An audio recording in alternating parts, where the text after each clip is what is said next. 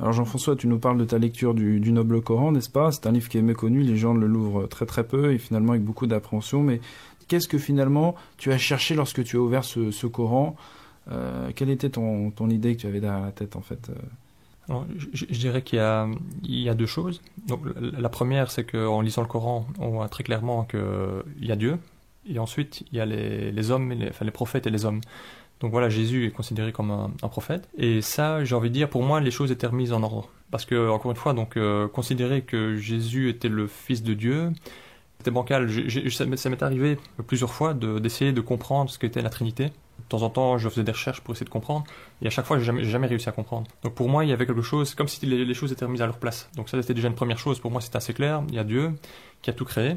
Et donc voilà, c'était déjà un premier élément de réponse. C'était plus facile une fois qu'on accepte ça. On peut continuer à avancer après derrière sur les rites et le message divin.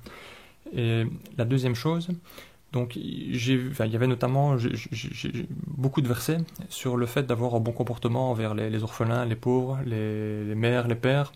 Donc malgré un peu cette image dure de l'islam que pouvaient véhiculer les médias, je retrouvais quand même des choses des éléments très généreux, des choses très généreuses dans l'islam. Et alors, ce qui m'avait aussi vraiment frappé, bon, je pense que voilà, comme je disais tout à l'heure, j'étais un peu déçu par le comportement un peu hypocrite de mes collègues. Bon, moi je pense qu'hypocrite, je l'étais aussi. Alors quand je dis hypocrite, c'est-à-dire que on a tendance parfois à avoir un discours, à faire un peu la morale, et puis dans le fond, on n'en pense pas moins et on ne l'applique pas toujours. Et j'avais l'impression qu'il y avait certains versets dans le Coran qui arrivaient à mettre le doigt sur le fait, attention, Allah sait ce que vous cachez. Comme si je sentais que Dieu pouvait lire ce qu'il y avait dans mon cœur, et comme si j'étais obligé de dire, c'est vrai finalement,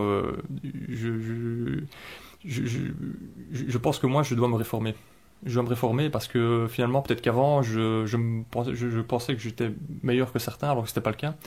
Ça m'a vraiment donné l'impression, fais attention, je sais à quoi tu penses, je sais ce que tu fais, et voilà, fais les bonnes actions, et je t'ai à l'œil.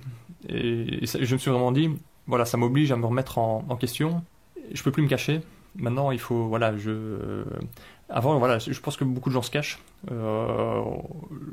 les gens, voilà, font un peu suivent leur passion, en pensant qu'ils n'auront pas de compte à rendre, que personne ne les voit, que finalement que c'est pas si grave, mais en fait non, Allah nous observe, et puis il faut, voilà. Et j'ai vraiment ressenti un peu j'ai